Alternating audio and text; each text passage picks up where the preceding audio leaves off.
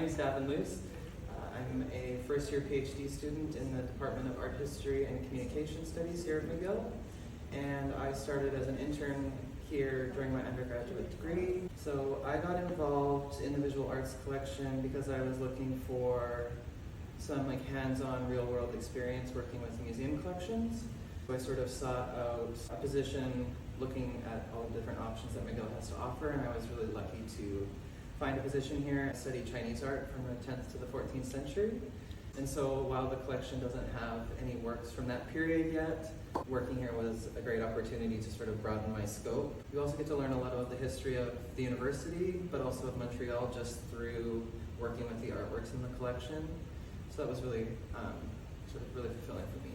You don't have to be in art history to work with the collection.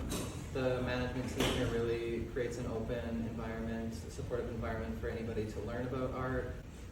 There are over 2,500 works in the collection, so there are a lot of great pieces, but one of my favorites is a photograph by a photographer who was born in Montreal named Marcus Leatherdale.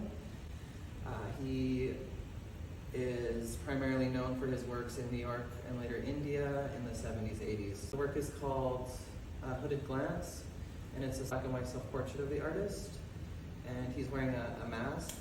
And the photograph comes from a series called Hidden Identities. The whole point of the series was to allow people's sort of expression come through without showing their face. It's a lot of famous people that he photographed.